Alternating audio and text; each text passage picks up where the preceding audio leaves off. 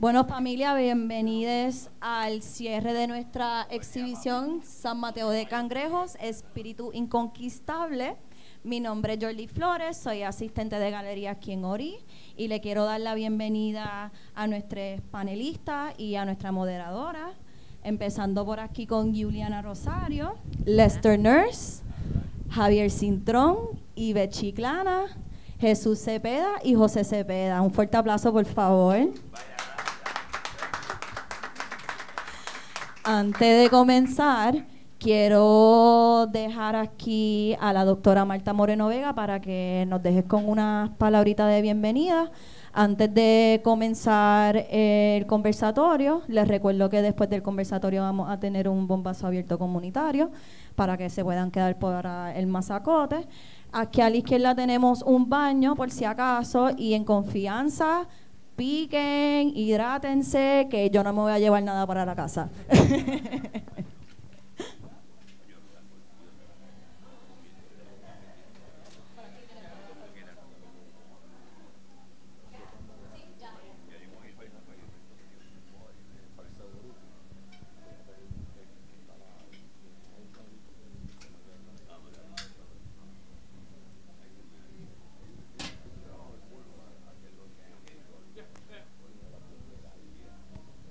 Buenas tardes, le doy las gracias por venir a oír esta presentación de héroes de nuestra cultura, ¿verdad?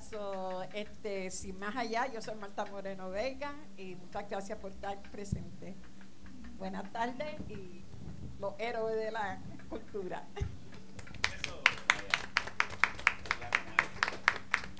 ¿Ustedes se quieren introducir? ¿Ustedes mismos? Vamos a empezar. Bueno, hola, buenas. ¿Me escuchan? ¿Sí? Ok. Mi nombre es Juliana Rosario Vázquez, tengo madre. Soy la moderadora de este panel.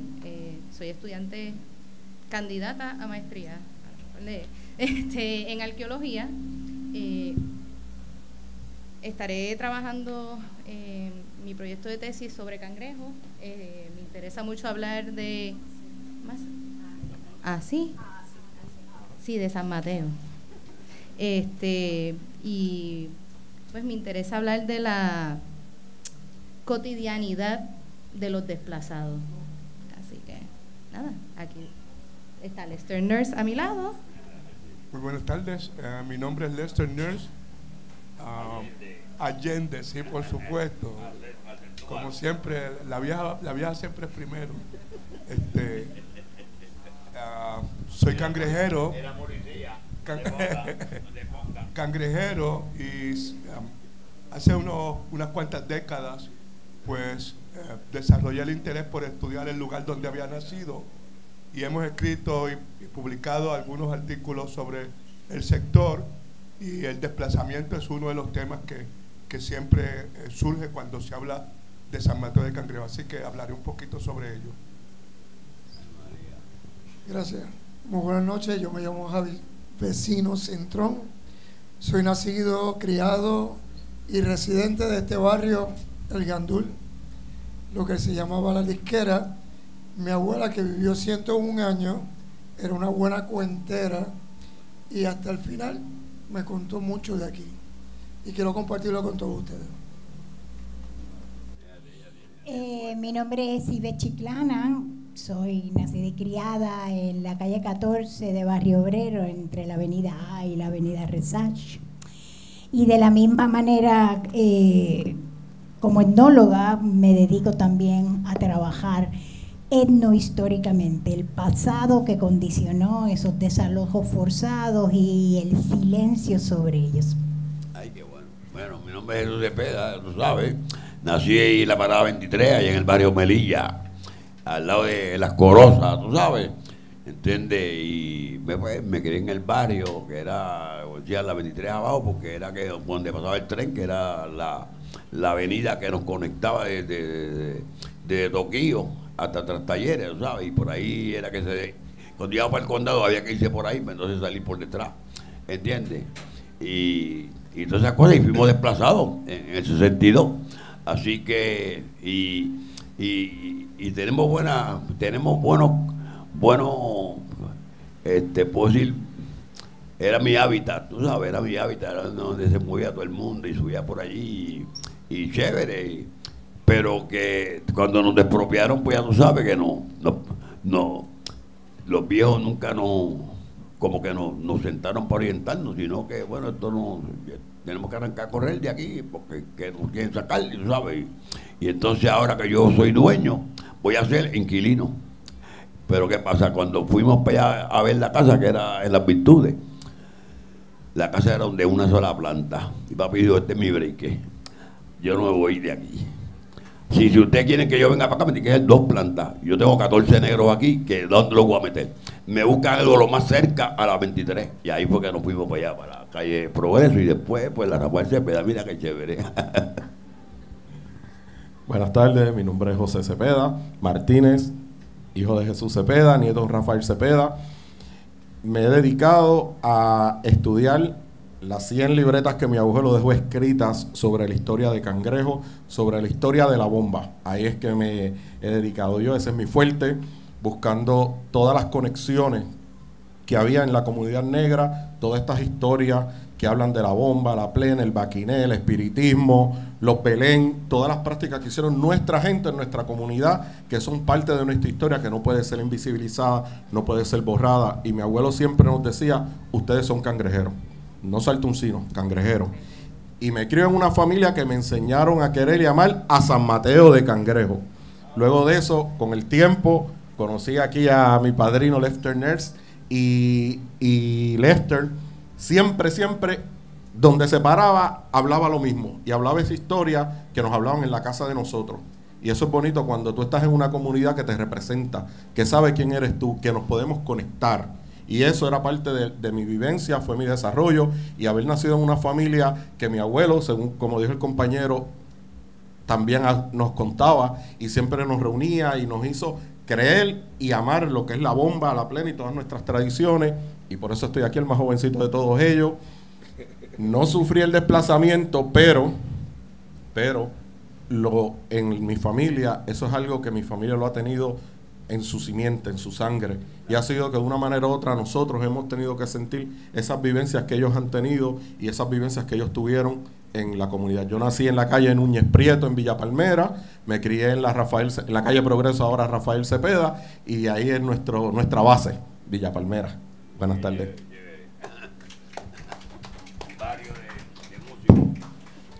Bueno, Lester, ¿quieres comenzar tú? Sí. Bueno,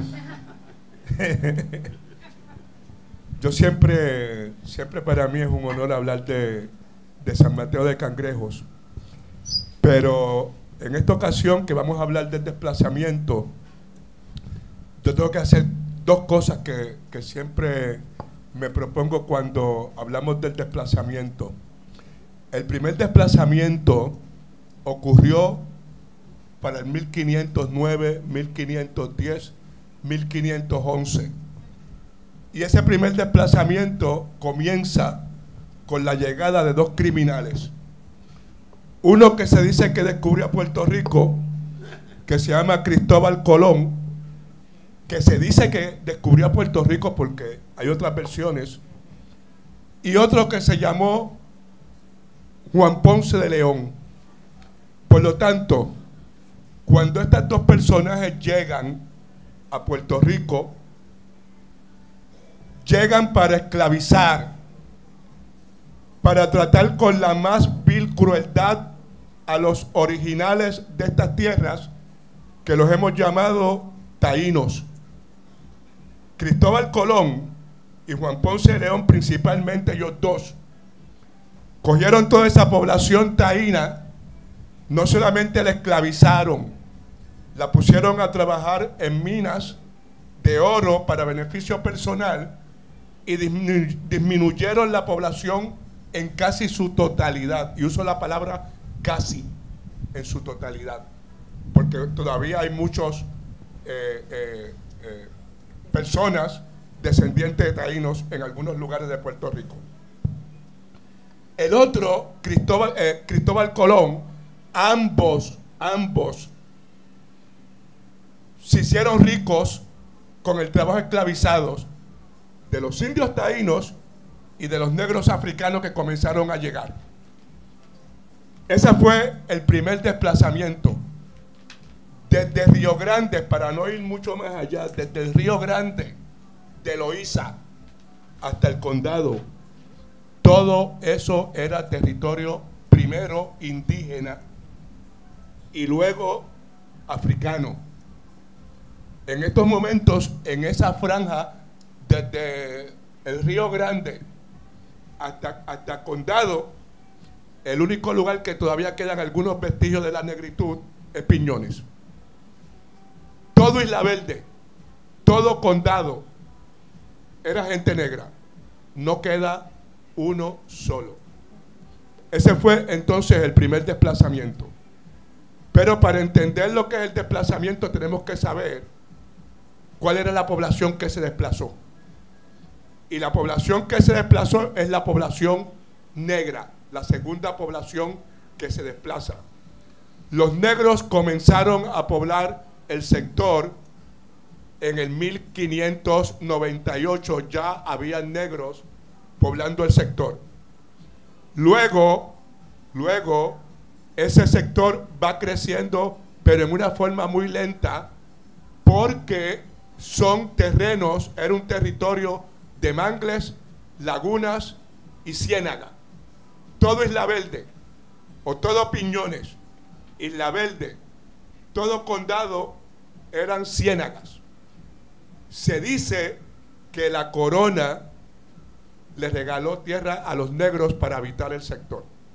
No, la corona le vendió a los negros su libertad y su territorio. Eso ocurre porque comienzan a llegar negros con un evento que se da, que es la Real Cédula de Gracias. Creo que es 1664. Con esa cédula, y voy a hacerlo bien importante, comienza cuando 3 mujeres negras y un negro llegan a Puerto Rico, de territorios no españoles. Por lo tanto, los españoles vieron en esa oportunidad una forma de atraer negros, ofreciéndole tierras y libertad, que iban a comprarla, que iban a vendérsela y a comprarla. No como dicen algunos textos históricos, que los españoles le dieron la libertad y tierra a los negros cangrejeros. No, se la vendieron y los negros tuvieron que pagarla. Ahí comienza la población de cangrejos. Sin embargo, todavía en el 1861, todavía la población de cangrejos es bien limitada, pero muy limitada. Yo diría que habían 1760 y pico de personas en el 1800 algo, 1861, según el censo de esa época. Realmente, cuando llega el segundo periodo de colonización, que es el reemplazo del colonialismo o del cruel colonialismo español por el colonialismo norteamericano, entonces la población cangrejera comienza a crecer en una forma desmedida. Y cuando dije lo de Ponce de León, para nosotros los cangrejeros, los afrodescendientes, para nosotros es bochornoso, pero bochornoso que la avenida principal de la ciudad capital de Puerto Rico lleve el nombre de Juan Ponce de León, un genocida que fue el responsable de asesinar millones de personas taínas y negras, y que funcionaron y se hicieron ricos a través de la esclavitud. Pero además de eso, sigue siendo bochornoso el que la segunda ciudad de Puerto Rico, cuyo nombre y que mucha gente se siente orgulloso, es Ponce, y su símbolo es un león. Es una forma disfrazada de rendirle un tributo a ese genocida. Pero más bochornoso es que todavía en la entrada de San Juan, ciudad capital, hay tremendas estatuas, una a Ponce de León y una a Cristóbal Colón. Y déjenme decir algo. Para los que no conocen este libro, búsquenlo, léanlo, porque este libro es una evidencia clara que los chinos llegaron a Puerto Rico 70 años antes que Cristóbal Colón. Pero además de eso, antes que llegaran los españoles, en Puerto Rico iban y venían aproximadamente 75 y pico de mil de personas que iban y venían antes de Cristóbal Colón llegar. Pero no fue el primero. Los chinos llegaron 70 años antes que Colón. Por lo tanto, no es hasta el 1800 y pico que la población puertorriqueña de cangrejo comienza a crecer. Pero es realmente en el siglo XX, principios del siglo XX, cuando realmente la población de cangrejos comienza a crecer. Primero, porque se hace el tranvía de Pablo Ubarri, otro racista conocido en Puerto Rico. Pablo Ubarri hizo un tranvía que había sido iniciado por su papá. Pablo Ubarri lo continúa en forma más moderna y ese tranvía va de San Juan a Río Piedras, atravesando por Cangrejos. Pero también se mejoran los medios de comunicación y de transportación de San Juan, Santurce o Cangrejos con el resto de la isla. La población cangrejera entre 1910 al 1960 crece sin control de ningún tipo. Desde Puerta de Tierra hasta Barrio Obrero, Cantera, se van poblando todas las márgenes del Caño. Todos los barrios de Cangrejos se siguen poblando. ¿Qué ocurre? Pablo Ubarri, hombre poderoso, llega al poder y se convierte en el alcalde pedáneo de San Mateo de Cangrejos. Su poder es de tal naturaleza que le cambian el nombre original de San Mateo de Cangrejos por el de Santurce en honor a Pablo Ubarri Capetillo, a quien se le da el título de Conde de San José de Santurce. Santurce es el lugar donde nació Pablo Ubarri, en el norte de España, allá en los países, creo que son los Países Vascos. Entonces, nosotros los cangrejeros jamás íbamos a aceptar el cambio de nombre, porque Pablo Ubarri Capetillo era conocido, pero muy conocido, como racista, miembro del movimiento oscurantista que se oponía claramente a la educación de los africanos y sus descendientes. Por lo tanto, para nosotros los cangrejeros, el que alguien, como yo veo todavía periodistas y otras personas que nos llaman santurcinos, nosotros rechazamos por completo el nombre de Santurce. Somos cangrejeros. Ahora bien, ¿cuándo comienza el verdadero desplazamiento de los cangrejeros? El primer desplazamiento ocurre a finales de los años 50, 1959, 1960, y les voy a decir por qué tengo esa fecha grabada en mi memoria.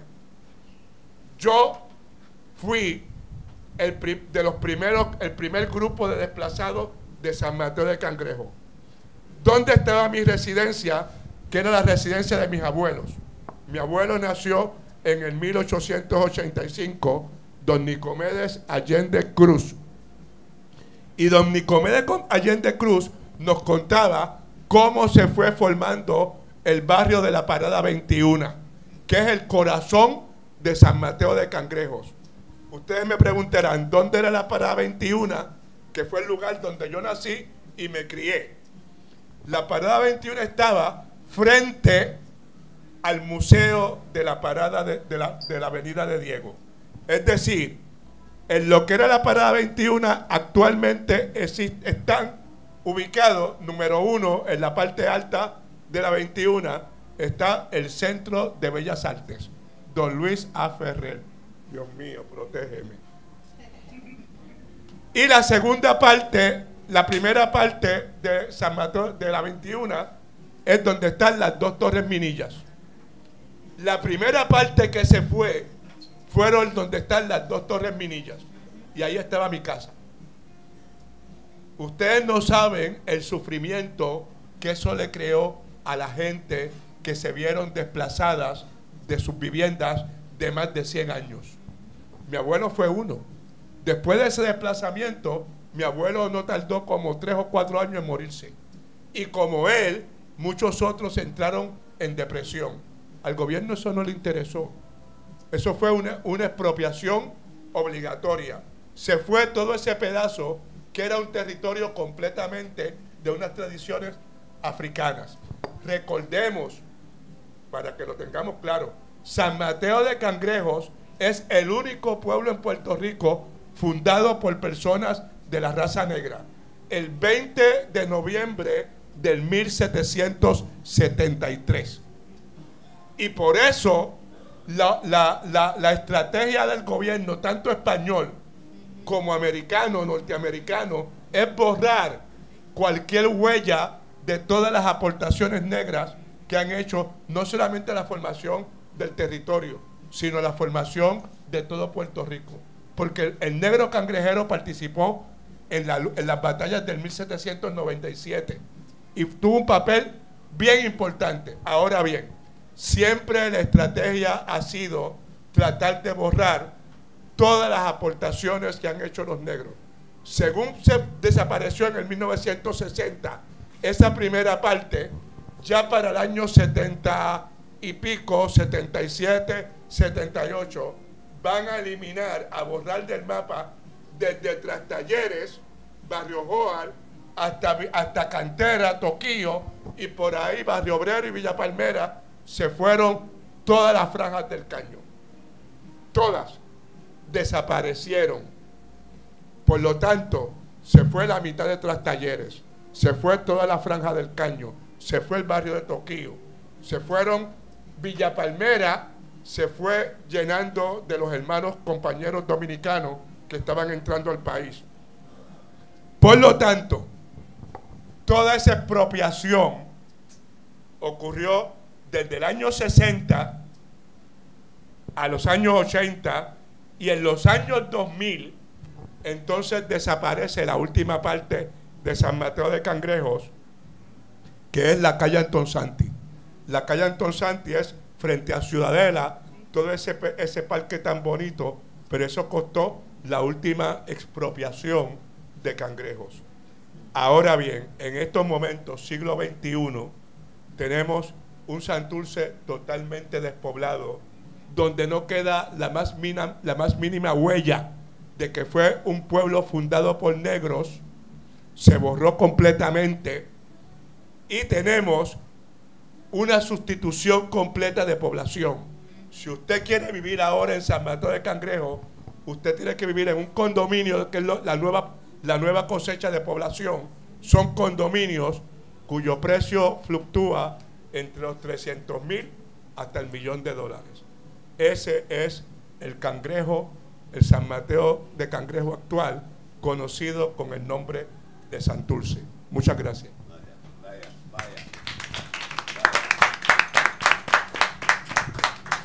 Bueno, sobre lo que comentó Lester, a mí algo que me surge como una pregunta, ¿crees que cuando Pablo Ubarri, y esto también me lo pueden contestar el resto, ¿no? Porque también, pero la cuestión, por ejemplo, Pablo Ubarri, que históricamente también fue acaparando tierra,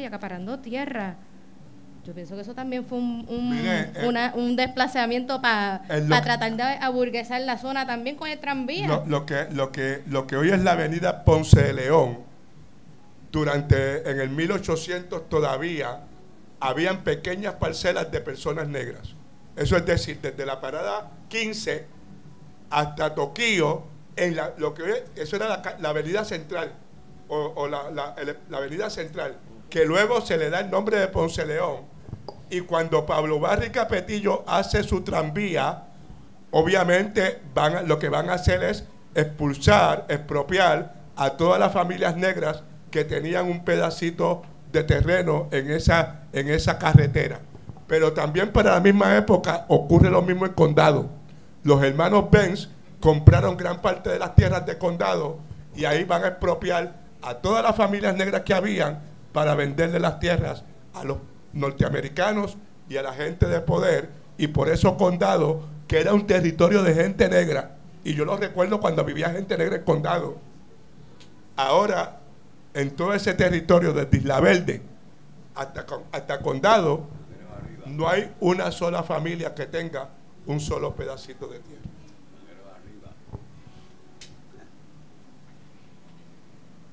Estamos listos para el cuento. Qué fabuloso este hombre, es mi héroe. Yo soy aquí un artista que desde chico me ayudó varios mentores que tenían talleres aquí, varios artistas. Era Carmelo Sobrino, Tufiño, Martorell, Isabel Vázquez, todos tenían taller aquí. Este cantito de tierra, al cual yo soy empedrado, vino con mi abuela después del San Ciprián. Ella venía de Vega Baja y fue desplazada porque ya no tenía la finca, debían el dinero de la finca, no había.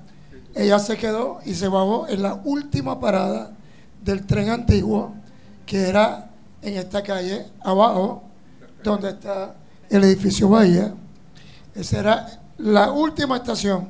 Y ella con su hermanito se bajó ahí como a los 18, 19 años.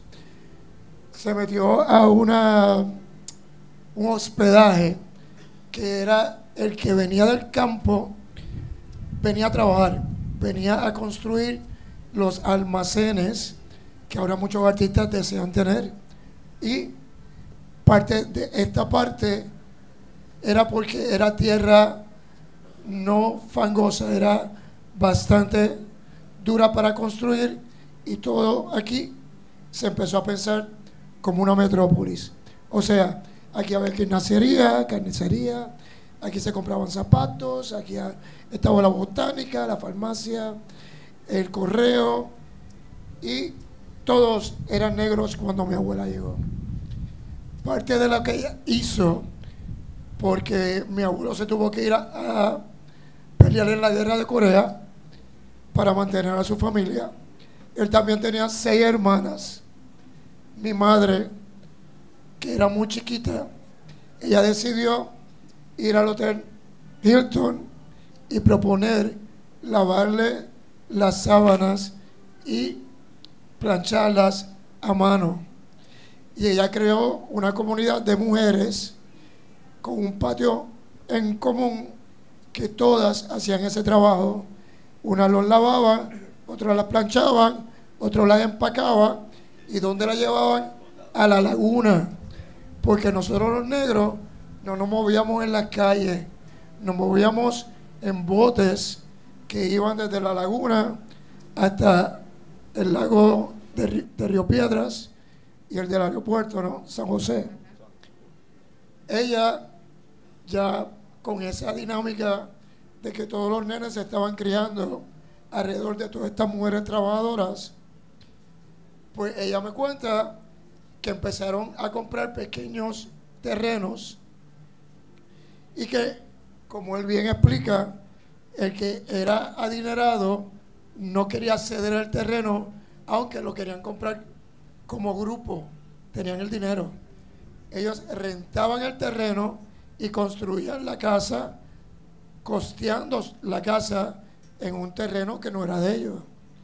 Pero mi bisabuelo, que era más aguzado que nada, empezó a ser el mediador del hombre blanco y conseguirle casas a los negros que estaban trabajando y que no estaban en la guerra para esa época, que era, vamos a poner, en 1932.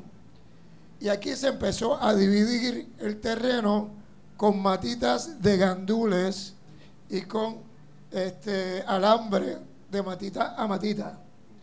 Y no era que tú no ibas a pasar por mi gandulero, pero tú sabías que ya yo iba a construir ahí. Y todos los vecinos ayudaron a cada construcción. No había un vecino que no construyera la casa con todo el callejón.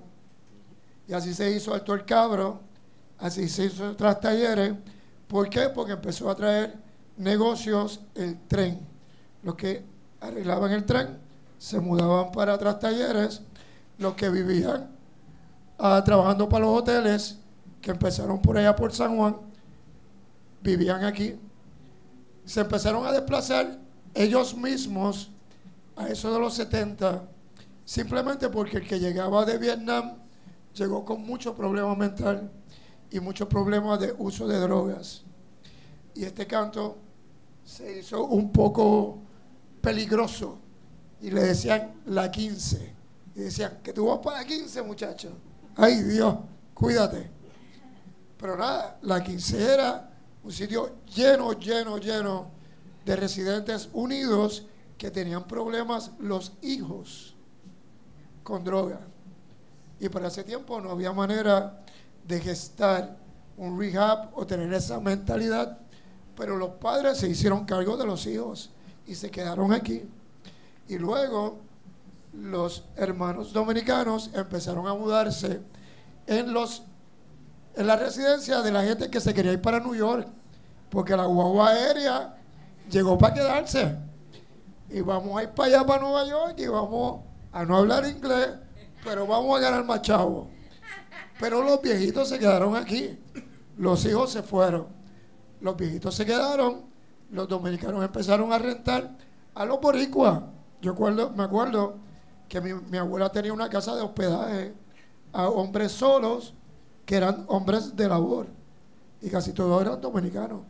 De hecho, ellos construyeron mi casa. Ellos renovaron para muchas tormentas mi casa, y mi abuela lo trataba como parte de la familia. Ella era la que legislaba si tu hija de 15 años salió preñada, ¿qué hacemos con ella? Ella era la que legislaba si esta y esta se quieren divorciar, se divorcian o se juntan o arreglamos con la iglesia, etcétera, etcétera. Y ella me contaba el cuento de todo el mundo, porque todo el mundo le contaba el cuento. Ella vivió en la casa que yo vivo, que ahora la casa tiene 90 años, pero ella vivió ahí hasta los 93. Hasta los 93 años. Y ella se paraba en el balcón y le decía a cualquiera que pasara, mira tú, ven acá, toma estos chavitos y vete al colmado de ahí y tráeme plátano, azúcar, café, y como te lleve los chavos, ya tú sabes que te van a repartir. Así que no te atrevas. La gente le tenía un gran respeto, y por eso nosotros como familia la tuvimos hasta que ella no pudo más estar en la casa a solas. Ahí fue cuando yo vine con la guagua aérea de vuelta a Puerto Rico, y vi que sí, el barrio estaba bastante abandonado. El barrio ya estaba planeado, está congruente de comercios y de hacerlo medio ciudadela a espaldas de nosotros. Y le convenía al gobierno que estaba planeando esto, que nos fuéramos sin decirnos nada. Que nos fuéramos, no porque nos subieran la renta, es porque no había trabajo. Y la gente se tenía que ir a trabajar a otro sitio. Y los dominicanos se quedaron porque trabajan duro, de sol a sol. Y los admiro muchísimo.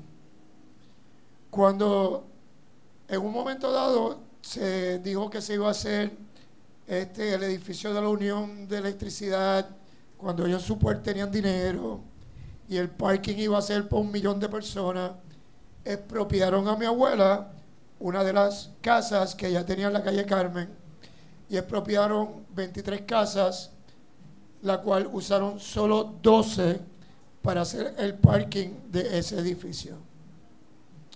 Aunque no usaron las otras casas, no se lo dieron a las personas que se las expropiaron, pero mi abuela Agusa siguió pagando la renta.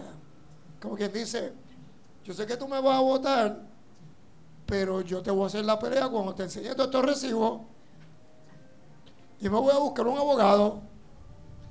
Y me lo dijo así mismo, y yo me reía con ella, porque era tan brava y tan chiquita. Y de la casualidad que cuando Yulín sale de los muchos años de alcaldesa, ella decide joderle la patria a los que habían planificado que esto fuera lo que es ahora, que le dan más pauta al comercio que a los residentes. Y ella devolvió las tierras. Ella le consiguió abogado al que no tenía abogado y le consiguió las tierras con título a los dominicanos que ya llevaban aquí más de 30 años. O sea que aquí los residentes que nos quedamos es porque hubo tanto facilitarlo por Yulín, que estaba molesta obviamente, y por nosotros mismos buscar un abogado y dejar saber los años que ya tú llevabas aquí, porque eso te hace permanente, residente permanente. Con el tiempo, con la pandemia, cerramos los ojos, nos quedamos en nuestra casa, nos miramos para atrás, estamos tranquilos, cocinando y sacando de videos de los platitos lindos que hacemos, y no nos damos cuenta que los Airbnb estaban construyéndose por dentro y por fuera estaban esparatados, y nosotros no sabíamos nada de eso, hasta que de momento hablen 4 Airbnb uno al lado del otro. ¿Y dónde está la doña? ¿Pero dónde estaba la doña? Doña Paquita, que vivía ahí. Ah, el hijo se la llevó porque está muy vieja para quedarse ahí. Pero ya al hijo le habían ofrecido dinero para que expropiaran a doña Paquita y que la familia se la llevara. Y así pasó una, otra y otra vez. Y sigue pasando, porque no le están comprando las propiedades a los viejitos, se las están comprando a los hijos de los viejitos, a los herederos. Y los están ayudando. Antes había muchos problemas, que los herederos se peleaban y la casa quedaba abandonada. Pues ahora hay tanto dinero en esta área que le están pagando todo lo que tú tienes que saber para que tú y tus hermanos me vendan a mí esta propiedad por un dinero que sería 140,000 pesos, que por un puertorro dice más secote, pero ellos lo venden a 450,000 y hasta $500,000. Como ya esto estaba planificado, lo de los comercios, porque ellos quieren hacer una calle como la de Nueva Orleans, que es una calle completa de barra, de lado a lado, que es lo que se ha convertido en la Ernesto Serra, de la Fernández Juncos hasta Las Palmas. Y eso es porque hicieron un muelle en el Parque Central. Y ese muelle va a llevar en bote a la gente de San Juan adinerada, a T-Mobile y aquí, que lo empezaron a gentrificar con la disquera en los 70, para que la 15 no fuera tan amenazante. ¿Y qué era la disquera? Pues aquí se firmaba el contrato de la Fania y llegaba la Lupe, y llegaba la Voz, y llegaba Willy Colón, y todos se emborrachaban en mi vecindario y se metían todo lo que encontraban, y nosotros como barrio los protegíamos.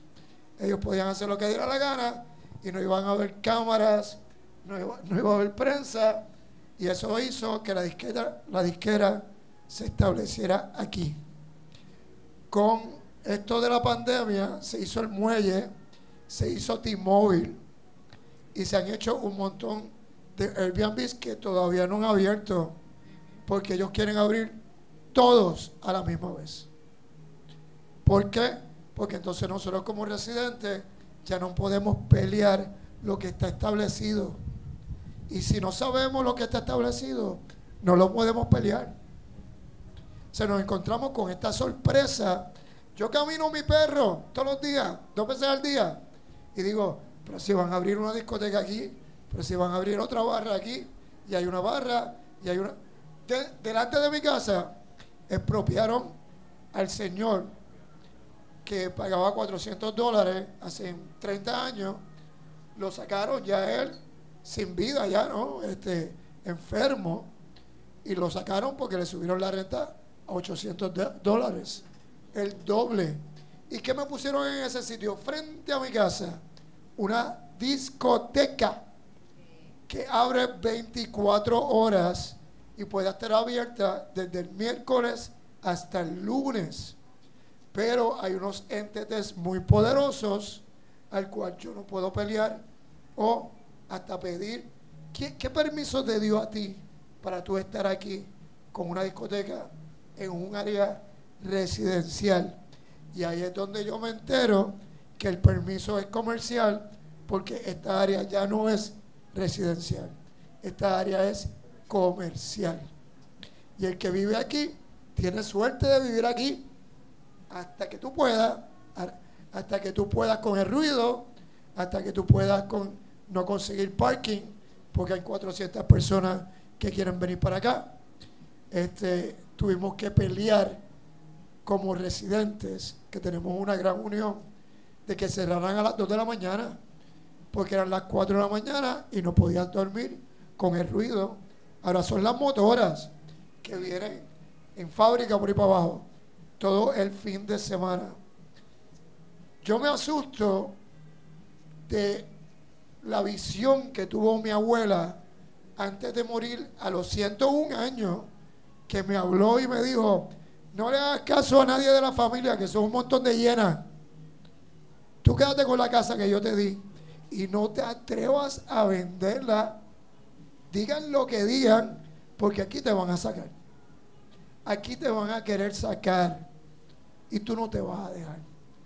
¿Y tú arreglaste el techo? Sí, abuela. ¿Y tú arreglaste esto? Sí, abuela.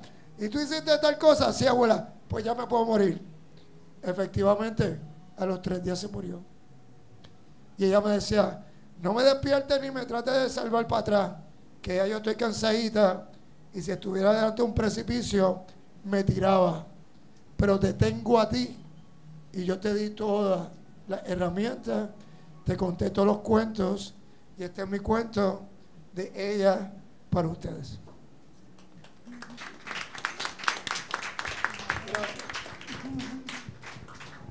Muchas gracias por eso, Javi, porque de verdad que frustra.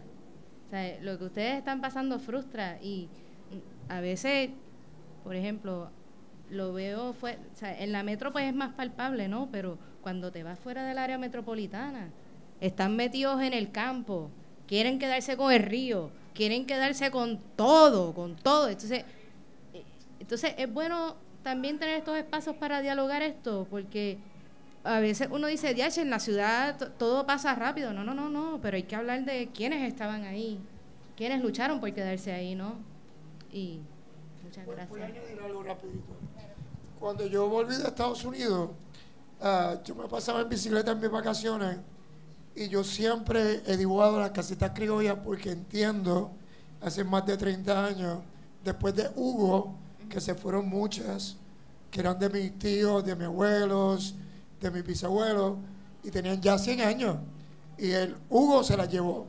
Y yo, me dio tanta pena que yo en mis vacaciones me iba en bicicleta a beber de barra en barra y a dibujar las casitas que me gustaban.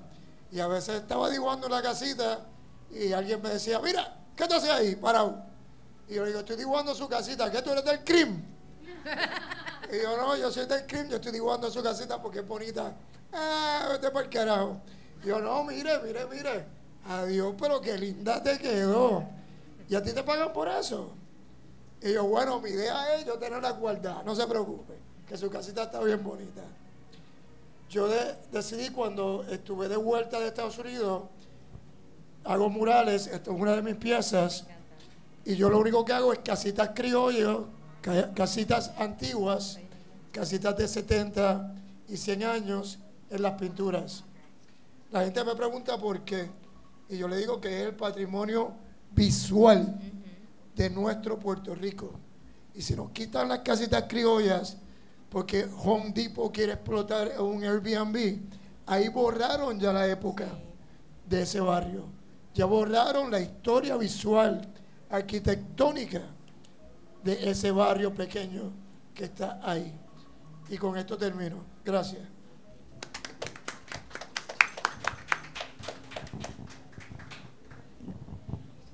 Ay, las abuelas. Las abuelas son fundacionales de esto que llamamos cangrejos. Más que hablar de mi experiencia personal, quisiera hacer una pequeña reflexión acerca del desalojo como violencia, del desalojo como algo que trasciende el espacio de vivienda, el desalojo desde las bases mismas simbólicas, el tener que eliminar, el tener que negar, el tener que esconder a nuestras deidades, a nuestros espiritismos, a nuestras maneras de ser con los demás. Para mí ese es el primer desalojo más fuerte de todo. Desde que en la escuela primaria me enseñaron que el bohío era sinónimo de pobreza, que esa casita de madera con un solo cuarto era retraso, era ausencia de progreso. Cuando ahora miramos lo que nunca nos enseñaron y por lo tanto jamás nos cuestionamos, miramos a África, miramos a América, miramos a los grupos indígenas, a los grupos étnicos que todavía existen hoy en día, usted ve esa choza, ese bohío, esa casita de un cuarto, porque la gente no vivía ahí, dormía ahí. La vida estaba en el patio, estaba en el batey, estaba en la agricultura, estaba en las noches de bomba, estaba en las reuniones que hacíamos en función para ponernos de acuerdo. Eso es un desalojo de nuestro constructo simbólico, de lo que somos, de cómo nos entendemos.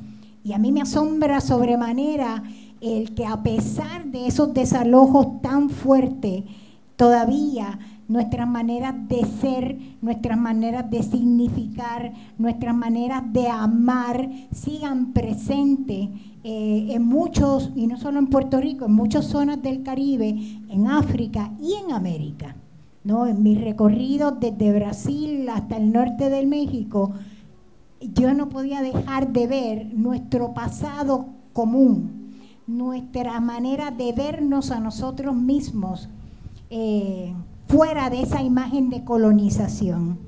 Mantenernos al margen también fue una estrategia que fue importante para la gente en el barrio obrero. Tú piensas, una suerte de frontera invisible, tú piensas lo que tú quieras, aquí adentro, ¿no? Nosotros hacemos lo que hay que hacer, ¿no? Papi Genaro Chiclana, que llegó a ser capataz de los muelles, fue un pequeño empresario desde que dejó la escuela en su 3er grado. Y papi lo único que nos decía a nosotros nunca fue en función de lo que deben hacer, sino de lo que somos, ¿no? Allá afuera te van a decir, no le hagas mal a nadie, no le hagas daño, no le hagas a nadie lo que no te gusta que te hagan a ti. Y besita, pero eso no es verdad, ¿no? Eso es lo que esperan que tú hagas. Ellos te van a hacer mal. Ahora yo te digo a ti, no esperes de los demás lo que solo tú estás dispuesta a dar.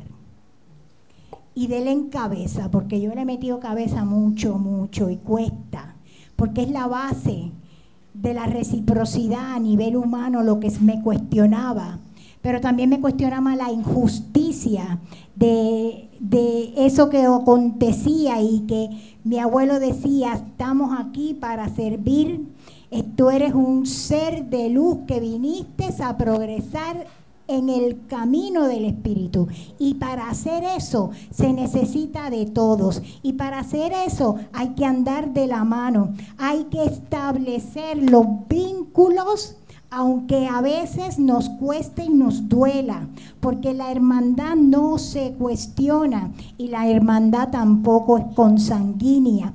Entonces, desde la filosofía de mi abuelo, desde su espíritas, yo empecé a ver a los demás. Cuando me ponían un cartón gordo en los brazos para llevarle el arroz a la casa del obrero que se cayó del andamio, y cuando yo salía con el caldero del arroz, Judith, la nena de la otra casa, salía con la mestura, ¿no? Esas son cosas que yo vivía constantemente, pero nunca cuestioné hasta que salí del barrio y me enfrenté a eso que papi me decía, ¿no? Me enfrenté a ese desalojo, que no es necesariamente salir de la casa, es sentirme desabrigada, porque los otros no significan el mundo de la misma manera que yo, ¿no? Entonces, efectivamente, hay muchas clases de desalojo, desde las maneras impuestas de un eurocentrismo que sigue condenándonos como retraso, como salvajes o primitivos, que sigue hablando de demonios cada vez que uno dice, ay, gracias Ollá por tapar el sol con tu nube, ¿no? No, no lo son, son diferentes maneras de ver y entender el mundo, pero ¿hasta cuándo seguimos haciendo? Ese desalojo, incluso el más violento de todo, es el desalojo de la conciencia. Cuando nosotros decimos, ni modo, lo que acaban de narrar mis compañeros, muchos de nosotros podemos hoy decir, pero pues, ¿y qué vamos a hacer? Pues, ¿y qué vamos a hacer? Eso es otra clase de desalojo, más violento que el que cantaba Cortijo, ¿se acuerdan? Esta noche hay mudanza, mudanza, mudanza. Esta noche hay mudanza, mudanza, mudanza. ¿Cuánta gente bailó eso sin darse cuenta de que es una narración de que este tipo llegaba y decía, yo soy Doña Cirilo Sánchez, que cuando cojo el machete en la mano y se lo hiendo a un ser humano, prangana. Todo el mundo se olvidó de qué decía la canción. Y ahí está, en la barra, en el sitio. Prangana, Cirilo Sánchez, ella, fuera. ¿No? Es un olvido que es un autodesalojo. Porque salimos de esa conciencia que nos mantuvo las abuelas, los abuelos, el apoyo mutuo, la hermandad en el barrio obrero era algo que yo salgo y de ese barrio y me doy contra la pared porque espero del otro. Pues yo recuerdo siempre que una de las cosas más fuertes era, yo decía, mi nombre es Ivette, la negra para mis amigos. Cuando salí de barrio obrero, la negra era un insulto. La negra era, o sea, quítate, negra sucia. Fue mi bienvenida en Carolina, en la escuela intermedia. Ahí hay un desalojo fuertísimo, porque quien me lo dice es otro negro, ¿no? De Carolina. Y entonces ahí voy confrontando cómo esta escuela es una de las instituciones de desalojo más violenta que existen. Porque la escuela, el sistema escolar se vuelve la meta para uniformar la mentalidad, para encerrarnos en esa mentalidad europea, occidental, que no nos permite seguir siendo lo que somos. Tenemos que asimilarnos a eso que ellos establecen. Eso es para mí, el más violento desalojo. Sí, la invasión de los blancos, primero los de San Juan a finales del siglo XIX y luego los blancos estadounidenses, fue algo de una violencia extrema, extrema. Como decía la canción, contrataban a otras personas para sacar a la gente de su casa. Y por eso también la música, la cultura de Cortijo e Ismael nos permiten leer las reacciones múltiples. Hubo gente que resistió y hubo gente que dijo, para el carajo, hay que irnos, y otra gente dijo, pues ni modo, yo me quiero quedar, me acomodo. Y en ese acomodo terminamos desalojándonos a nosotros mismos. En estos momentos, bajo la égida de ese animal que gobierna este territorio porque Occidente es Occidente, imperialista y nunca va a dejar de serlo, en estos momentos más que nunca, nosotros tenemos que apostar a la unidad de la diversidad, a defender a todo lo que están a nuestro alrededor, a volver a esos abuelos, como aquel que narró el compañero, esa abuela que le dijo, no vendas la casa, defiende lo tuyo, defiende a tu hermano, defiende al que tienes al lado. Necesitamos salir del desalojo de nosotros mismos. Gracias.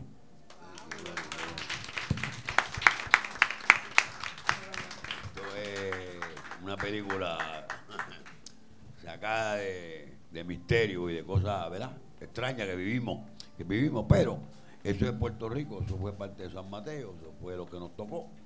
Cuando en 1898 llegaron los norteamericanos, ya en 1917 nos dieron la ciudadanía. Y todos estos barrios seguían, los barrios. Y entonces después, pues de momento empezaron en la Primera Guerra Mundial, la Segunda Guerra Mundial, que entonces cuando en este paro del 50 aparece la tribu de Cortijo, la Panamericana, un Roberto Clemente, un Pruchín Cepeda, y de momento como que todos estos cangrejeros de momento empezaron a subir para arriba y a darse a conocer en el mundo, aparte de Albizu Campos y toda esa gente, que todo ese tiempo como que era bien difícil, pero que todo el mundo seguía para adelante y Villa Palmera estaba en todos lados, tú sabes, y todos estos artistas lograron de la noche a la mañana llegar al estrellato, como lo hizo Cortijo, como lo hizo Clemente con sus batazos, y los hoteles empezaron a buscar a estos negros. Y la música aquí fue muy importante, porque era el que narraba la historia de nuestros barrios, de Trastalleres, de la 26, de todos estos barrios. Ellos fueron las voces. Ya, aquí habemos gente, ¿sabes? Porque esto estaba programado de tal forma que de ahí arriba estaba el condado y estaban todos los blancos, y para acá abajo seguían la gente bajando hasta llegar allá abajo al caño de Martín Peña, que ahí era donde se vació toda la isla, y de ahí se murió toda esa gente, ese crisol de gente, y ese crisol de gente de cultura de la isla que la traían, los intercambios culturales, la cuestión de la bomba, la cuestión de la plena, la gente de la 21, lo que se formó era tan fuerte, de sus años 50, que es lo que empieza a establecer, y la gente a moverse a los Estados Unidos, y como soldados vinieron para atrás y otros se quedaron allá, y ese movimiento es el que en cierta forma paró un montón de cosas, porque ya no eran gente aislada, gente negra que estaban allá abajo, sino que ya eran un Ismael Rivera, un Rafael Cortijo, estaba la Panamericana, había unos grupos que levantaron, ¿verdad?, que nos levantaron a nosotros, porque cuando Cortijo arrancó con el bombón de Elena y aquella tribu, nosotros todos los barrios nos sentimos que éramos parte de eso, y según ellos iban subiendo, también subían los barrios, y la cosa empezó a cambiar económicamente, muchas cosas, y con todos estos traqueteos pudimos resistir todo eso, y nuestros hijos que fueron allá y vinieron para acá, otros que se quedaron, pero lo que hicimos fue que hicimos una unidad entre Nueva York y Puerto Rico, y entonces empezamos a aclarar las cosas, y todavía estamos aquí haciendo historia de cosas, y nunca ningún gobierno nos puso gente, ¿verdad?, porque los billetes cuando indemnizaron se lo dieron a los dueños de las haciendas, no a los esclavos. Entonces ¿quiénes fueron los que tuvieron que bregar con toda esa gente que quedaron maltrechos? Pues nuestras abuelas, que fueron las que nos daban terapia de gratis, otras a palo limpio, atrás de eso, pero aquí hay que ir para adelante. Y fuimos, y la música fue lo que nos libró de muchas cosas.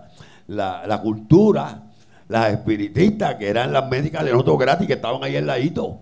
¿Entiendes? Que no había que ir allá, ¿no? Aquí mismo, aquí estaban toda la gente y los rezadores y todas esas cosas, y nosotros logramos hacerlo un pueblo grande, con disciplina, con orgullo de estar bien vestido.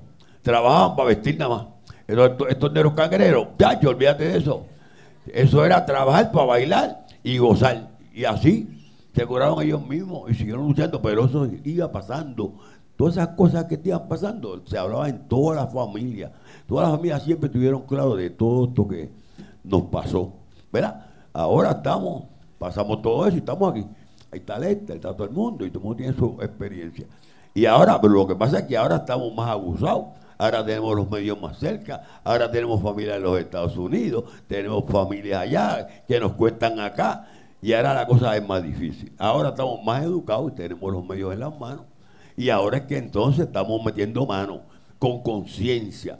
Y sabemos que de todo lo que estamos hablando, esto es un plan bien, desde Cristóbal Colón hasta ahora, eso ha sido un plan. Ahora el plan va a ser nosotros contra lo que venga, ¿entiendes? Porque ya sabemos, cuando ustedes conocían una cosa, pues ahora sabemos por dónde es que viene el tiro, ¿verdad?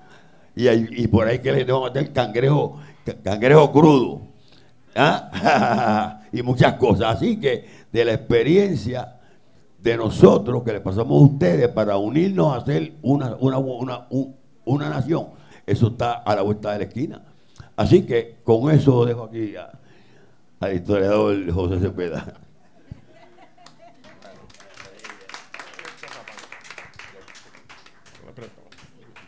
Ahora. Bueno, tiene uno al frente también. Ahorita, ¿oíste? José, okay. No sé si lo quieres probar. A escuchar. Como les dije, yendo la historia de todos ellos y la de mi propia familia, pues para mí es bien importante lo que está pasando y los grupos que estamos formando en las comunidades. Bien importante que nosotros, la juventud y los que son más jóvenes que yo, seguir reclutando a esta juventud para que nuestras tradiciones no se pierdan. Y así como yo vengo de una familia que nos contó las tradiciones, nos hicieron conciencia de poder defender lo que es de nosotros, pues desde mi abuelo, mi abuela, mis papás, pues es parte del trabajo que estamos haciendo desde la Sociedad Histórica de Villa Palmera, el proyecto que yo soy presidente. Estamos trabajando con esa historia invisibilizada, buscando nuestra gente, nuestras madrinas de fiestas de cruz, nuestras bomberas cangrejeras que quedan vivas, los bomberos, los historiadores, la gente de nuestra comunidad, los estamos buscando porque esa historia no se puede perder. Y este enlace que nos quedan con personas de 80, 90 años, pues los estamos trayendo para que la juventud sepa qué fue lo que ellos vivieron. Estas historias es bien importante que las escuchen, porque muchos padres, y nos está pasando, muchos padres, inclusive abuelos de la comunidad, que son bomberos, fueron bomberos sus abuelos. Yo he tenido la oportunidad de irlos a entrevistar, me hablan de la bomba, y cuando yo les digo a ellos, mira, pues vamos a entrevistarte, sean parte, vengan, porque su familia fueron importantes en la bomba, ellos me dicen, no, nosotros no queremos problemas. Y no queremos problemas porque entonces empezamos a descubrir que hacen muchas investigaciones sobre la bomba, y voy a hablar de la bomba, que es donde yo me crié, de lo que yo conozco. Hacen muchas investigaciones y no profundizan. Y a veces no profundizan porque crean medias verdades. Y entonces cuando empezamos a buscar la información y vemos como lo que se está exponiendo aquí sobre las prohibiciones de la bomba, empezamos a entender que en esos años 6, años 12, 8, 20, 30, 40, había una persecución del gobierno con la bomba. Y les están prohibiendo, porque eso es un poquito de las que hay ahí. Nosotros tenemos un montón más de las ordenanzas municipales dándole multa de $1 hasta $5 por tan siquiera tararear bomba, por irla tarareando, por tocar una maraca, los cuas, los barriles. Eso está escrito en esas prohibiciones. Ahí hay unos pedacitos nada más, pero eso está escrito en esas prohibiciones. Y eso es parte de que cuando tú hablas de la bomba, tenemos que ver la comunidad social ¿Qué estaba pasando en esa comunidad? Muchos hablan, no, iba desapareciendo la bomba, pero ¿por qué iba desapareciendo? ¿Qué estabas hablándome de estos desplazamientos, de estas historias que llegaban a las casas? Bueno, y ellos muchos de ellos no hablaron también, pero habían incendios en las comunidades que nunca se supieron cómo comenzaron, y ellos están aquí, y esas son historias que nosotros hemos rescatado. Nadie sabe cómo pasaron, pero se prendía, y como las casas estaban secas, se prendieron y nunca se supo nada. Y son situaciones que vivieron la familia mía y muchas de estas familias en la lucha y en la batalla que se estuvieron encontrando constantemente. Y cuando abuelo siempre nos hablaba, nos decía, ustedes tienen que seguir esto, ustedes tienen que seguir, y así como pasó con la familia, quizás abuelo tuvo la visión de escribir, pues un negro en ese tiempo que leía, escribió las libretas.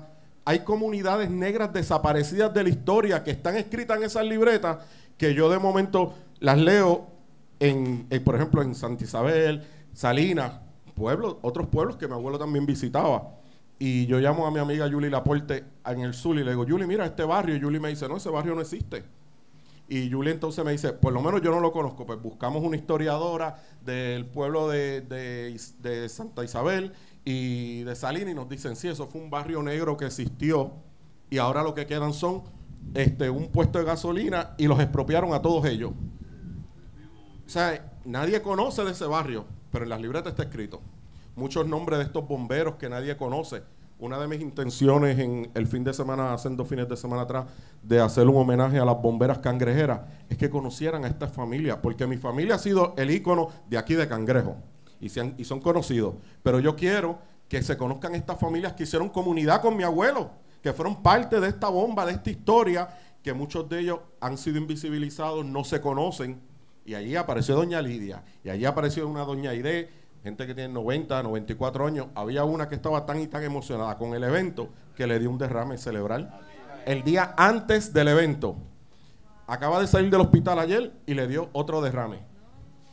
Y ella estaba tan emocionada, y ella fue de las primeras costureras cuando se empezaron a hacer los talleres de costura en Calle Loíza. Ella fue de esas primeras, y algunos la conocen, fue de la Central, se llama Evangelina Renovales Mayori. Ella cangrejera también, y ella le dio eso. Y de la emoción de la actividad, tuve otra bombera allí que ella me decía, yo no me quiero morir sin bailar bomba, y estando en la actividad se nos desmayó, ¿sabe? Por toda esta emoción y todas estas historias que cuando ellos empiezan a contar estas vivencias que ellos tuvieron, sus papás, su familia, la familia de Facundo Martínez y Fausta París, que hacían fiesta de cruz, que eran bomberos, cuando tú les hablas, ellos no quieren hablar de esto. Cuando tú empiezas a ver esas prohibiciones, quizás mucho hizo abuelo y algunas otras familias que conservaron la bomba en Cangrejo y en otros pueblos donde los estaban atacando constantemente el mismo gobierno por ir un barril de bomba. Y eso ha sido bien importante porque nosotros queremos que se siga continuando hacia adelante, porque mi abuelo siempre nos decía que cuando Puerto Rico comprenda el valor de su folclore, luchará con mucha fuerza para defender su honor. Y ese es nuestro compromiso. Y por eso estamos aquí. En el 2003, nosotros en la investigación encontramos que el barril de bomba no era reconocido nacionalmente, ni el pandero de plena. Y fuimos con el proyecto y lo ganamos. Tuvieron que reconocer el barril de bomba como instrumento nacional y el pandero de plena en el 1903 a través de las gestiones que hicimos, y se lograron. Y así tenemos que seguir logrando cosas, porque ahora ya uno no está enajenado y uno no es loco tampoco. Así que uno sabe por dónde es que vamos. Y vamos empujando, y estos proyectos de comunitarios así, como Marta, que tiene que es una experimental del lado allá y que sabe bastante, y muchas comunidades que se están armando a unirse, a trabajar por lo bueno tenemos que seguir para adelante, porque ya esto lo estamos ganando, ¿entiendes? Y no podemos mirar para atrás, allá no hay vuelta para atrás, aquí no hay reversa, aquí vamos para adelante hasta que nos maten, ¿entiendes? Y para abundar en lo que papi está diciendo, que tiene una tribu bien grande, que fue chiquito ahora, pero ya que pasen como 10 años para que tú veas. en los reportajes yo encuentro que abuelo en el 1958 hay un reportaje donde él está peleando para que la bomba no desaparezca y pidiéndole al Instituto de Cultura que reconozca la bomba. O sea, un Instituto de Cultura que no conocía esa parte. Pero en el 58 están los reportajes ahí Y no es hasta el 2003 que por papi estar bregando con la fundación, logra que se reconozca el barril de bomba y las panderetas. ¿Sabe? Tenemos que seguir peleando porque la parte negra de nosotros no puede desaparecer. Nuestra tradición, nuestras creencias no pueden desaparecer. Tenemos que seguir peleando por eso. Gracias. Y las fiestas de cruz también, eso es parte, porque quiero que sepan que las fiestas de cruz cangrejera son diferentes a todas. ¿Por qué? Porque muchos hablamos de la cruz y bueno, y la fiesta, pero aquí nosotros conservamos las tradiciones espirituales de nosotros, de nuestros ancestros, en esos altares de fiesta de cruz que nosotros hacemos. Hoy no hay por qué esconderse para hablar del espiritismo. Hoy no hay por qué esconderse para hablar de la fiesta de cruz, de nuestras curanderas, de las señoras que curaban. No hay por qué esconderse. Y hoy nuestras fiestas de cruz se hacían con bombas, se hacían con plena y las seguimos haciendo y seguimos diciendo que son de nuestros ancestros. Y son nuestros ancestros los que vemos en ese altar, no la cruz. Con respeto, ¿verdad? Pero no. La creencia de nosotros. Pues, de verdad que... ¿Me escuchan bien? Sí. Ok. Esto ha sido un conversatorio muy enriquecedor. Por eso digo, muy enriquecedor. Pero sí he notado algo en cada una de nuestras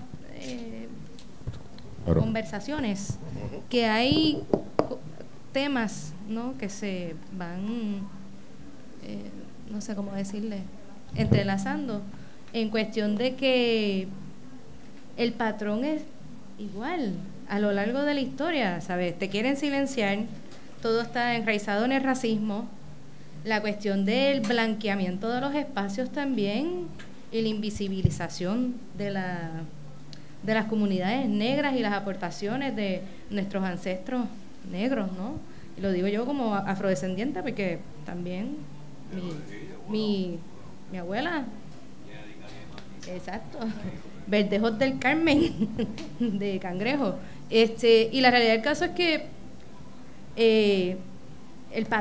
la fórmula, ¿no?, del desplazamiento, del aburguesamiento, del asentamiento colonial, que es otra cosa que es el reemplazo también de la población originaria, no quiero decir también endémica, pero tú sabes, porque nosotros, como dijo Lester, se desplazaron a los nativos, cierto, pero los nativos también se quedaron. Entonces, por ejemplo, existe también la cuestión del asentamiento ancestral, ¿no?, que eso es donde entra también la contribución negra. O sea, son asentadores ancestrales, porque ellos no quisieron llegar aquí por voluntad propia, ellos fueron sacados de sus tierras en esa cuestión del desalojo.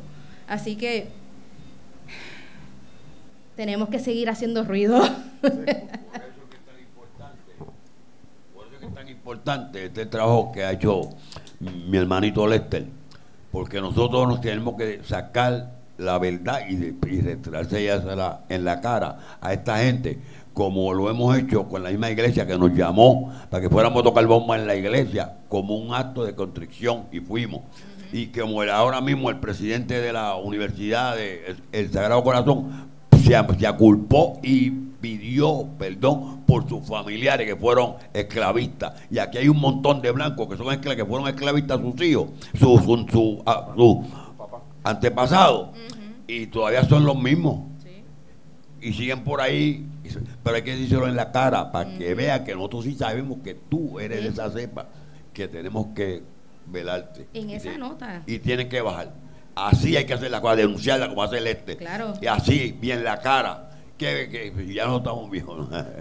Pero fíjense, en esa misma nota, a mí me llamó mucho la atención, ¿verdad? Porque sabemos el espacio que representa Sagrado Corazón por la cuestión de Pablo Ugarri, ¿no? Entonces, a mí lo que me choca a veces es que, por ejemplo, en cuestiones de instituciones, es como que, mira, ok, está bien, ese fue tu fundador, pero reconoce, fue un esclavista, ¿sabes?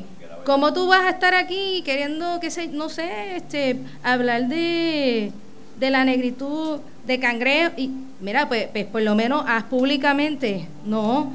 El presidente de decir tuvo eso, la valentía, ¿no? de decirlo públicamente. Pues qué bueno, eso. Claro. Por lo menos lo Bueno, pero es un paso adelante, ¿no? Es un paso adelante. En la iglesia fuimos allá Por eso... Un día de hora, un día de suplicio por lo menos. Pues estos negros que vamos a estar 5 horitas, chévere, pero la metimos. Era- Y va la cosa creciendo. Por eso era que le estaba comentándole más temprano. Claro. Te estaba comentándole más temprano a Lester que también, por ejemplo, como él mencionó, Juan Ponce de León. ¿Por qué no le ponen mejor un nombre de un cangrejero? Sí. O sea, por eso es que a mí me encanta la cuestión de que, no sé si ustedes se han fijado, que le han puesto como que a Guaybaral Bravo encima de Juan Ponce de León. Pues seguro. Yo creo que es bien importante desenmascarar todas esas cosas. Y lo estamos haciendo. Lo venimos haciendo por muchos años. ¿Por qué no ponerle a la avenida Ponce de León, don Pedro Cortijo, que fue quien fundó con 55 negros y negras más del sector, fundaron el pueblo de San Mateo de Cangrejos? ¿Por qué no ponerle ese nombre? ¿Por qué querer hacernos creer que España es nuestra madre patria? Los españoles no pueden ser la madre patria de nosotros. Jamás. Jamás. ¿Por qué Hostos está enterrado en la República Dominicana? ¿Por qué Betance estaba fuera de Puerto Rico? No solamente porque eran descendientes de afrodescendientes, sino porque los españoles los perseguían por querer ser puertorriqueños. Entonces no, yo no puedo ver a España como mi madre patria. Ponce de León cogió a mis ancestros y los marcó como a las reses, con un carimbo. Los puso a trabajar en minas, con latigazos, comiendo poco. ¿Cómo me van a seguir en las escuelas públicas de Puerto Rico, seguir enseñándonos España es tu madre patria? No puede ser. No puede ser. No podemos seguir elogiando a Juan Ponce de León, a Cristóbal Colón. Óyeme, las cartas de Cristóbal Colón dice: España, mándame comida, mándame gente y yo te las voy a pagar con esclavizados. ¿Cómo podemos rendirle tributo a personas que traficaron con seres humanos? Que la historia los denuncia como esclavizadores, como marcadores de seres humanos con un carimbo. Eso es criminal. Y tú le rindes homenaje erigiéndole estatuas. Óyeme, esa estatua de Colón, esa estatua de Ponce de León, como si fueran héroes nacionales. Y son dos bandoleros, genocidas, esclavistas, y la historia los denuncia. ¿Y por qué esas estatuas siguen de pie? Y los de aquí que han hecho menos, le metieron cadena perpetua. ¿Por qué esas estatuas siguen de pie? Como si fueran héroes nacionales. No lo son. Son criminales, son genocidas. Ponce de León y además Cristóbal Colón tampoco descubrió a Puerto Rico. Sí se bajó. Así, así mismo es. Y pues por otro lado, yo creo que lo otro que también podríamos dialogar es la cuestión de los benditos, bueno no, bendito nada, los malditos a corto plazo. Que eso está también. Esa es la modalidad. Por eso, entonces, ¿quieres tener toda una ciudad vacía? Fantasma. ¿Para quién? Y eso que contaste ahorita, que las ves por afuera todas chavas y eso, y después por dentro están listas para operar, me parece bien loco. Mira, yo tengo un familiar que tiene una casa en Villa Palmera, en la calle, se me olvidó la calle, pero a cada rato las personas lo hostigan, ¿no? Sí. Mira, tú vendes la casa, mira, tú alquilas la casa. Y la última vez tuvo que decirle: esta casa la vivo yo y es mía, yo no me voy de aquí, ¿sabes? Ya paren. Y aquí se vende. Exacto. Y aquí se vende. Bueno, yo creo que dentro de lo que está pasando y la experiencia de mucha gente, ¿verdad?, que luchó y que todavía sigue luchando, y estos proyectos comunitarios que se están haciendo para, ¿verdad?, para que la gente pueda tener la oportunidad de entender estas cosas que está pasando aquí en el ¿verdad?, con Malta, y la cosa que está pasando allá en Piñones, y los proyectos comunitarios que hay un grupo de gente en toda la isla llevando esa ¿verdad?, la voz y haciendo cosas culturales y positivas, y los que están también al lado de ella, que también están armados, están haciendo cosas. Yo creo que tenemos buenos guerreros en casi toda la isla, y eso ha ido creciendo. Todo no ha sido tan malo. Nosotros estamos metiendo la milla extra, ¿entiendes? Yo creo que no está perdido. Antes no había tantas cosas, ahora hay muchas cosas y van a haber más. Y lo que tenemos que seguir para adelante, cogiendo la historia, porque tampoco nos lo vamos a estar amargando y que vamos a arrancar cabeza, sino que nosotros vamos a trabajar bien chévere, como tenemos que hacer las cosas, para que las cosas sigan fluyendo y que entonces tengamos este intercambio cultural con los Estados Unidos, con Nueva York, con la gente boricua de allá, con la gente de buena, con los africanos, aquí en las islas pequeñas y todas esas cosas, ¿sabes? Ponernos en ese que tenemos que estar, en esta cultura, para seguir logrando cosas, ¿entiendes? Eso es lo importante, que los demás, pues, vamos a seguir haciendo cultura y como quiera vamos a seguir trabajándolo. Es cuestión de lograr cosas para tener intercambios y que nos tengamos mucha gente, tú sabes que, porque Puerto Rico ha sido bien bendecido, igual que otras islas, ¿entiendes? Porque hay que analizar muchas cosas. Pero que eso es lo importante. Lo importante es que estamos aquí esta noche celebrando, hoy es el cierre, ¿verdad? Hoy es el cierre, que vamos ahorita a hacer un ruido por ahí, la cuestión. Vamos a seguir como quiera, pues, y esto que no estaba está ahí, y otras cosas que no estaban, y el piñón está ahí, y hay otras cosas que no estaban, están un grupo bastante grande. Sí. Y así que eso es lo importante, que no estamos solos, ¿verdad? Sí.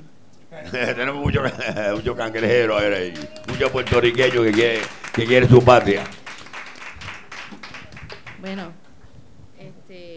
¿ya? ¿No tienen ningún otro? ¿Quieres hacer un último comentario? Pues mira, mi observación ante la renta a corto plazo, por ejemplo, esta calle desde la Ponce de León, maldito hombre, y la Fernández Junco, está todo comprado por chinos y árabes. Esos chinos y árabes son unas corporaciones bien adineradas que no están comprando un edificio, están comprando 5, 7, 8. Por diseño, ellos no han abierto completamente como Airbnb la calle entera, porque supuestamente tienen que tener un permiso de que si el edificio tiene 5 apartamentos, tienen que tener 5 parking. Entonces, están dejándolo pasar para que esa ley no aplique a ellos, porque la gobernadora entrante le está dando permisos a que ya no necesitan parking. ¿Y quién se fastidia? El residente que viene de trabajar y tiene que dar vueltas por 40 minutos para conseguir un parking a 7 bloques de donde vive.